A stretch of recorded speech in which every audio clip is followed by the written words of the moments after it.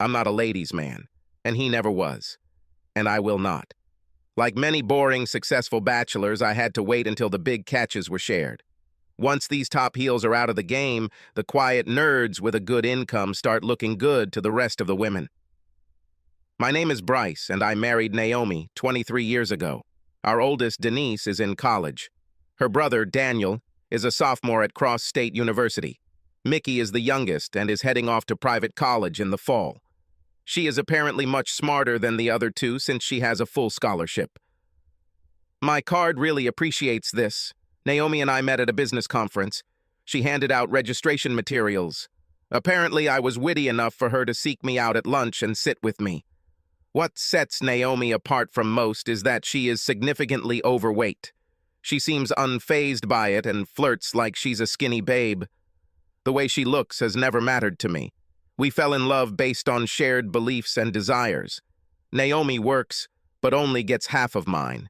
She is a mystery. She's very smart and pretty, but refuses to wear makeup or watch her weight. I try not to pry into other people's business, but I saw her health report and it said 240. That's not good for a 5'4". I learned early on never to broach the subject of diet and face paint. We have arguments, but I can't say it's ever affected our sex life for more than a day or two. There is nothing exciting about this sex life. Once or twice a week, we have sex. I never wanted to know if Naomi had sexual fantasies, and she was never interested in mine. I guess I'm old-fashioned in the sense that I think they're risky. My daughter Mickey, a high school senior, was the first to enlighten me. Dad, you're so stupid that I almost wish the milkman was my father. Did Mom have lip gloss on when she left for work this morning? How do I know this? Does she ever wear makeup? As far as I know, no. So you think she sweats on lip gloss and it magically appears? Most likely no. What do you mean? Do you think she's applying for you? My stomach is cramped. I was waiting for you to do something. Walk around and see if you smell perfume. I walked past, intending to fill my glass, and of course I smelled the perfume. I returned to Mickey. Probably not for me, huh? Perhaps there is still hope, Dad. This has been going on for several months now. Since when did she start wearing blouses that showed off her cleavage? I think if you check her credit card receipts, you'll find a lot of new clothes. If it were me, I would get my finances in order. I kissed Mickey on the forehead and headed to my office. As predicted, Naomi's boutique purchases have gone from $0 to over $200 over the past 3 months. I called a guy I played golf with on the weekends. His brother is a divorce lawyer. I worked like hell to pay for my children's education. If I can send them to work without paying off student loans, then their chances of achieving their dreams increase significantly. Thus, my personal wealth is not even 6 months of salary saved up. If Denise wants to go to graduate school, even that would be a blow. I felt sad that evening when Mickey pointed out the change in Naomi. You weave what you consider to be the road to a happy life. It seems like this common thread has been pulled a little from the fabric of our marriage. The lawyer convinced me to draw up 3 forms: separation agreement, post-nuptial agreement, and petition for divorce. His suggestion was to find the right time and give Naomi a choice. The purpose of the separation agreement was to freeze the assets at that time. Not so much to freeze, but to determine how much each of our shares was worth. Immediately transferring what was possible to individual accounts was his suggestion. I was thinking about whether I should do this. Maybe it's not as bad as I imagine. I didn't have to think long. Mickey has gone somewhere. After dinner, Naomi and I retired to the living room to watch TV. Bryce, since we've saved up a little, I'm thinking about getting some Botox injections and liposuction. I thought about these words. What should I think? Is she doing this for me? Wait a minute. I walked into my office and pulled out 3 forms. I signed and dated all 3. Here, Naomi, this is for you. After several glances, what the hell is this? In my opinion, this is completely obvious. The first agreement is a separation agreement. The second is the post-nuptial agreement. And the third is a petition for divorce. I've already split the savings account. I'll be back tomorrow at the same time. If you do not sign the separation agreement and post-nuptial agreement, I will file a petition for legal separation. And all because I want to spend some money? You're crazy if you think I want a divorce or separation. What's his name? Whom? The guy you're doing all this for. I do this for myself and for you. Bullshit. You've had 23 years to do this for me. 3 months ago, you didn't even do this for yourself. What's his name? This is nonsense. There is no other man. Are you in a romantic relationship with a woman? No. So this is a man. What's his name? There is no other man. Do you remember what you were wearing when we went to lunch last Sunday? Not really. Have you put on lipstick and perfume? No. But every day you come home from work with lip gloss and perfume, although you leave the house without them. Either you tell me his name, or I will cancel the separation agreement and file for divorce tomorrow. The tears could no longer be held back. Bryce, it's not as bad as you think. I'm guessing you value his privacy more than mine. Last chance, Naomi. What's his name? The unhappy look and tears did not sway me. I got up to leave.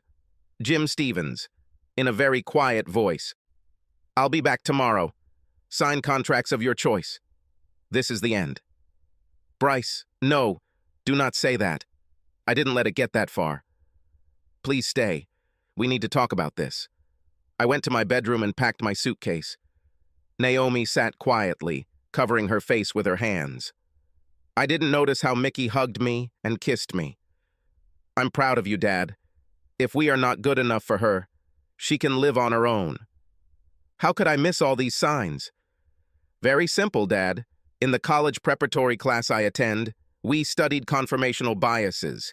This basically means that you interpret and filter out any information that goes against your pre-existing beliefs. You believed your mom would never cheat on you, so you ignored or misinterpreted the signs, because they didn't fit your preconceptions. You are far from the first and not the last. Politicians use this to their advantage. They will talk nonsense until they touch a voter's nerve. This voter ignores everything he disagrees with as long as the politician promises something important to him. This is amazing, Mickey. I'll be back around this time tomorrow, baby. Thanks again. Love you. I love you too, Dad. When I remembered her picnics and holiday parties, I couldn't remember Jim Stevens. I was out of town for the last meeting a couple of months ago. There were too many results in the internet search to be useful. Maybe it's not even his name. Maybe she was just blowing smoke to make me shut up. Luckily, my work day was busy. I didn't even have time to have lunch. When I decided to turn on my phone, I received messages from all 3 kids and a good half dozen from Naomi. Mickey brought Daniel and Denise up to date with Naomi's affairs. All 3 calls from children were a good moral incentive for me. I didn't spend a lot of time arguing with myself about what I wanted. What I really wanted was no longer possible. Apparently, I wasn't enough for Naomi. I was very hesitant to listen to Naomi's messages. Bryce, it's not a problem for me. Please believe me, signing is not a problem. I didn't have sex with him. I love you. Call me, please. An hour later. Bryce, come home, please. I was stupid, but you stopped me from doing something terrible. I love you. First thing this morning, good morning, Bryce. I hope you slept better than I did. I wrote you a letter. He will tell you everything. I signed a separation agreement and a retroactive post-nuptial agreement. I don't want a divorce, Bryce. I love you. About an hour later, did you really need to involve the kids? We could work things out calmly. An hour later followed. Sorry, Bryce. Mickey told me that she was the one who told you what I was doing, and that she also told Daniel and Denise about it. We can work this out, Bryce. I love you. The shock came at noon. Bryce, I resigned. I filed a complaint against Jim Stevens, but I doubt it will work. See you soon. I love you. When I pulled up after work, only Naomi's car was there. I smelled lasagna, my favorite, and the dining table had been cleared to include 2 plates and a burning candle. I put my things in the home office and headed to the kitchen to get something to drink. The only time I saw Naomi in full makeup was on our wedding day. I had free time, so I went to a beauty salon and asked them to give me a makeover. Do you like it? We did a good job with you. Yes, you look great, and I like it. What should I bring you to drink? The signed papers are on the table. Could you wait to read the letter until after you eat? Of course, all this can wait. Dinner went smoothly, tasty but quiet. Then I helped clean up. I moved my things to Denise's old room. You can take over our bedroom. I will not deny you sex anytime you want. Let me know when you want to talk. Naomi disappeared into Denise's room. I retired to my office. The documents were signed and dated. We were separated by law. I can't honestly say this is what I wanted. My emotions were at their limit. Driving happily ever after a tire or two has blown out. Is it possible? After downing 3 fingers of whiskey, I opened Naomi's letter. Bryce, I won't go down the beaten path of cliches. I was selfish and prepared to do something I would always regret. It all started when Jim Stevens was hired to fill the vacant office manager position. He is a very persuasive man, and I was drawn into the web by his constant flirting. As you know, few people flirt with me. I absorbed his attention. He suggested that I use lip gloss. I'm embarrassed to admit that he was the one who chose the colors. Soon after this, he suggested that I put on perfume. He bought the first perfume for me. We went to lunch alone. I was intoxicated by the attention he was giving me. He suggested I wear more revealing outfits, and I bought a few to suit his liking. Now comes the hard part. 2 weeks ago, as we were returning from lunch, he took my hand and placed it in his lap. When we parked, he pulled my head towards him, and I kissed him. He groped my chest, but I pulled away before it went any further. That week, I refused to have lunch with him again. Last week, I went to lunch with him twice, and again on Monday. We kissed again, and this time, I let him slide his hand under my bra. Things didn't go any further than that. He demanded more from me, but I did not give up. As you probably already know, it was his idea for me to get liposuction. I hope you believe me when I say that's all that happened, Ed. I truly love you, but my actions definitely don't prove it. I'm as sorry as anyone can be. When you accused me, I panicked. I thought I was never wrong enough to lie to you. I thought I hid everything from you. My lies to you may have sealed my fate. I can only blame myself. My actions violate the post-nuptial agreement, so you are entitled to all property as stated in the document. I will gladly give up everything if I can keep you. If you decide to divorce me, I will not resist. I was stupid, and sometimes stupidity has serious consequences. Now I understand this, although belatedly. You are all my love, Naomi. I sat in the chair for another hour. The only way to fall asleep was to drink. In the morning, the sun seemed too bright. I picked up the phone and saw messages from all 3 children. I made a group response. Your mother cheated. I don't know yet whether she wrote the truth in the letter. We are officially separated, but we live under the same roof. I need time to decide where I will go next. Thanks for support. Without her, it would be quite difficult for me. Love you, Dad. When I finished getting dressed, Naomi was already waiting for me in the kitchen. What is your schedule today? Avoid you. I did mention that Naomi is smart, didn't I? She knew better than to say anything. I ate in silence, then grabbed my briefcase and headed for the door. Let me know if you need anything, Bryce. Yes, one thing comes to mind. Get tested for STDs. It turns out she's not that smart. Bryce, I didn't have sex with him. You lied every step of the way. What makes you think that I should trust you? I won't even think about touching you without checking. Her defeated look and quieter tears were replaced by the words, goodbye. I was checked today. It was a waste of money, but if that's what you want, you'll see results in a few days. I'm sorry I attacked you. As you say, I am going to have dinner. Is Mickey here? No, she's avoiding me too. A few days later, Naomi silently handed me a clean STD report. Today I had a very good interview. It won't be exactly the same, but I'll be working again. Did you have a plan to pay expenses? I give you money and you pay for everything? I haven't thought it through yet. I'll look through the checkbook and make an estimate. Am I still on your health insurance or should I get my own? I didn't change anything. No, not really. I changed my life insurance beneficiaries to my children.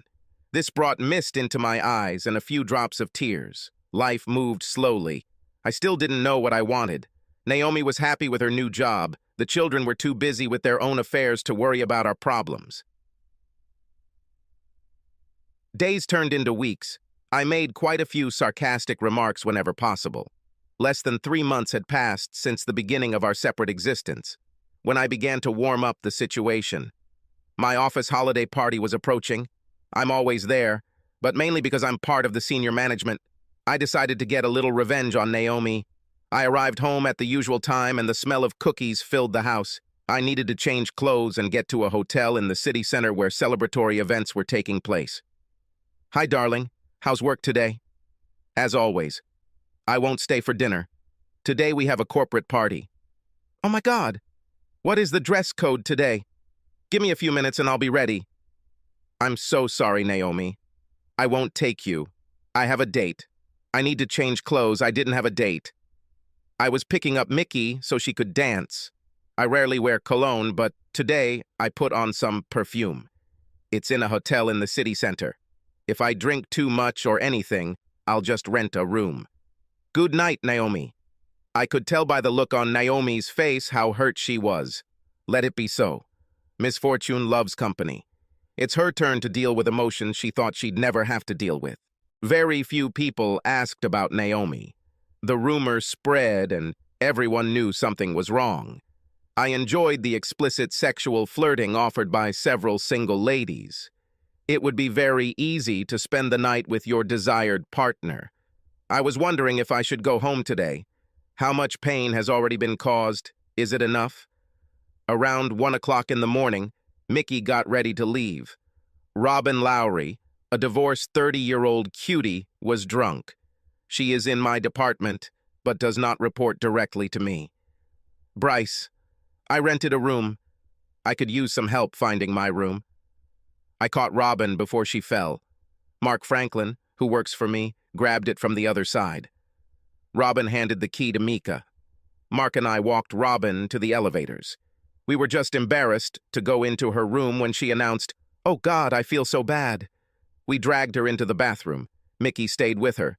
When the gagging sounds died down, Mickey reappeared. I think she will live. A naked Robin appeared from the bathroom. "Where is my bed?" I won't try to deny it. I was hypnotized. Mickey walked Robin into the bedroom and tucked her in for the night. You guys are just terrible, standing there and looking at her. I have no idea what you're talking about, Mickey. What about you, Mark? I didn't see anything. Men! We returned to the party and I walked around everyone, saying goodbye. Mickey grabbed her purse and sweater. I asked her, sprinkle perfume on my shirt. She danced with all the men who invited her. She is 18 and already a woman. I was proud of how skillfully she played. More than once she brushed off inappropriate advances. She saved her slow dancing for the oldest man she could find. I kissed her goodbye on the forehead and sent her home. When I pulled into the driveway, the lights had already gone out. I noticed movement in the window curtains. Naomi didn't greet me. I left my clothes in the bathroom and slept like the dead. My clothes were gone when I staggered into the bathroom this morning. After brushing my teeth, I went to the kitchen. You've returned home? How was the party? Quite typical. Did your lady have a good time? Certainly. I don't think she missed a single slow dance. Did you kiss her? Yes, but there was nothing more. You're okay with this, aren't you? Damn, Bryce. This is killing me. Sorry. Last night was the longest night of my life. If you are going to divorce me, do it now. Don't lead me by the nose. I wish the choice was so easy, Naomi.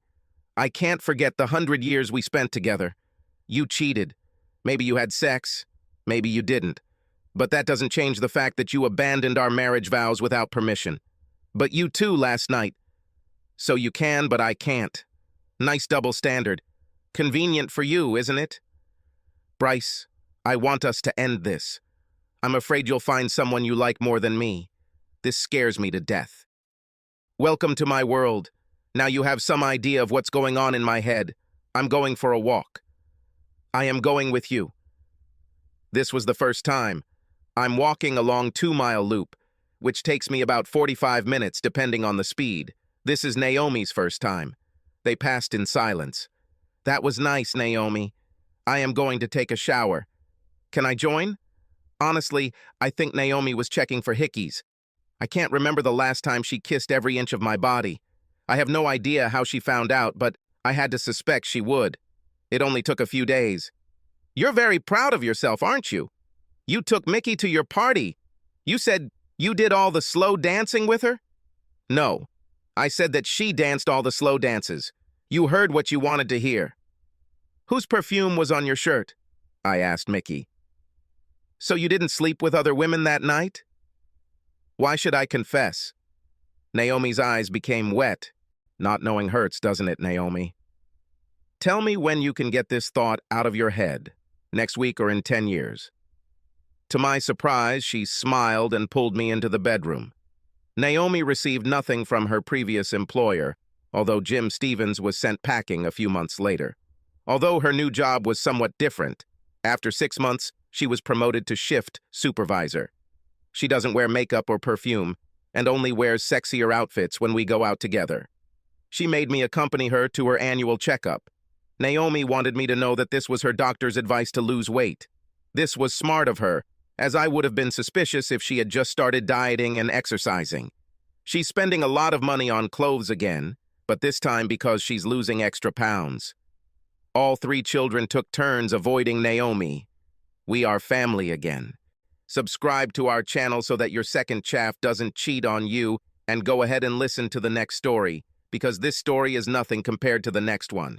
If you're under 18, don't even think about listening to the next one.